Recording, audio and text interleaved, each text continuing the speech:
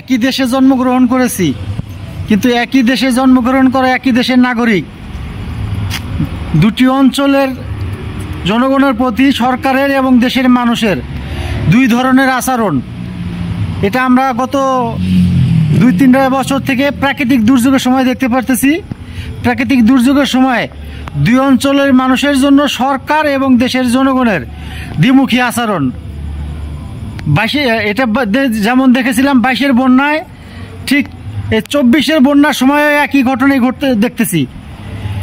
কারণ যখন 22-এর বন্যায় যখন সিলেটে বন্যা হয়েছিল, সারা দেশ থেকে ত্রাণ নিয়ে মানুষ সিলেটে গেছিল, সারা দেশ থেকে ত্রাণ নিয়ে সিলেটে গেছিল। কিন্তু এই 2022-এই কিন্তু উত্তরাঞ্চলে, দেশের উত্তরাঞ্চলে রংপুর গাইবান্ধা, রংপুর, কুড়িগ্রাম, বগুড়া, জামালপুর, শেরপুর এইসব অঞ্চল যখন প্লাবিত হয়েছিল বন্যায়, তখন কিন্তু কোনো ফেসবুকেও মানে ইউটিউবার বা ফেসবুকরা উত্তরাঞ্চলে যায়নি, এবং সরকারের পক্ষ থেকেও কোনো ত্রাণ সামগ্রী নিয়ে উত্তরাঞ্চলে যাইতে দেখিনি 2022 সালে।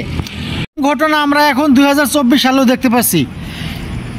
আজ থেকে 1 থেকে 1.5 মাস আগে যখন নোয়াখালী, ফেনী, কুমিল্লাতে যখন বন্যা হয়ে গেল, সারা দেশ থেকে মানুষ ত্রাণ নিয়ে নোয়াখালী, কুমিল্লা, ফেনীতে গিয়ে হাজির হয়েছে।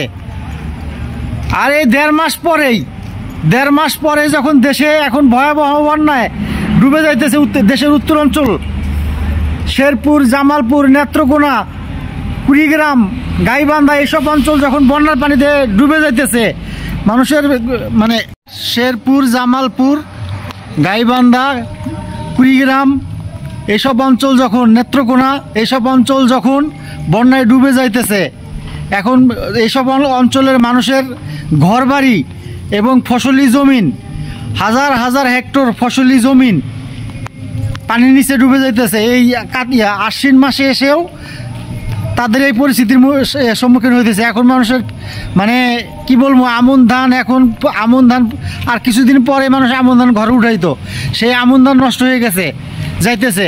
তাদের ঘরবাড়িতে পানি ঢুকে পড়ছে। শেরপুরে দেখলাম মানুষের ঘরবাড়িতে পানি ঢুকে পড়ছে।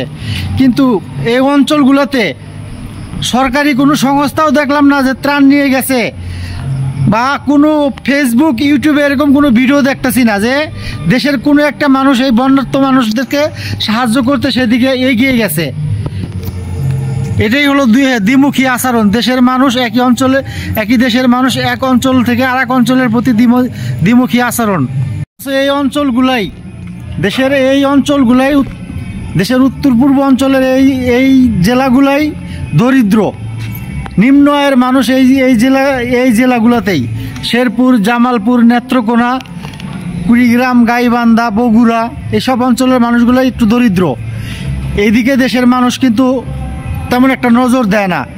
যেমন সরকারও যেমন এইসব অঞ্চলগুলোতে নজর দেয়নি, ঠিক জনগণ, দেশের সাধারণ মানুষগুলো, অন্য অঞ্চলের মানুষগুলোও এই দেশের এইসব অঞ্চলের মানুষগুলো যখন বন্যা কবলিত হয়, এইসব এলাকার মানুষগুলো যখন দুর্যোগে, মানে কোনো প্রাকৃতিক দুর্যোগে পড়ে, তাদের দিকে কেউ সুদৃষ্টি দিয়ে তাকায় না, তাদেরকে কোনো সাহায্য সহযোগিতা নিয়ে সেই দিকে এগিয়ে যায় না।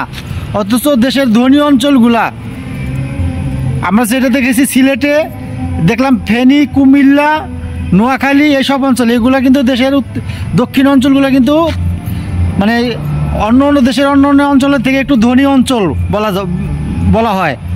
কারণ এইসব অঞ্চলে শিল্প কারখানা, মিল কারখানা আছে, সেই জন্য এইসব অঞ্চলগুলো একটু মানে উন্নত। কিন্তু এইদিকে মানুষ ত্রাণ নিয়ে যায়, আর নিম্ন অঞ্চলের মানুষগুলো যখন বন্যায় ডুবে যায় বা প্রাকৃতিক দুর্যোগে পড়ে, তখন কিন্তু কোনো নাগরিক এইদিকে দেখি কোনো ত্রাণ বা কোনো সাহায্য সহযোগিতা নিয়ে কেউ এগিয়ে যায় না। তো এই দ্বিমুখী আচরণ আমরা গত কয়েক বছর থেকে দেখতে পারতেছি। অঞ্চলগুলো বন্যায় প্লাবিত হয়েছে, তাই সরকারের কাছে জোর দাবি জানাচ্ছি, এই অঞ্চলের বন্যা কবলিত মানুষের পাশে দাঁড়ান।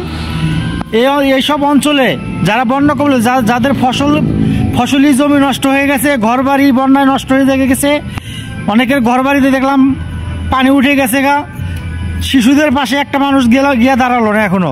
নারীদের পাশেও, নারী বৃদ্ধ কিন্তু এসব অঞ্চলেও আছে, শুধু সিলেট, নোয়াখালী বা কুমিল্লাতে নেই, এসব অঞ্চলে বয়স্ক মানুষ, মানে বয়স্ক, শিশু, বৃদ্ধ, মহিলা আছে, এদের দিকে একটু নজর দিন আপনারা, আপনাদের প্রতি অনুরোধ রইল।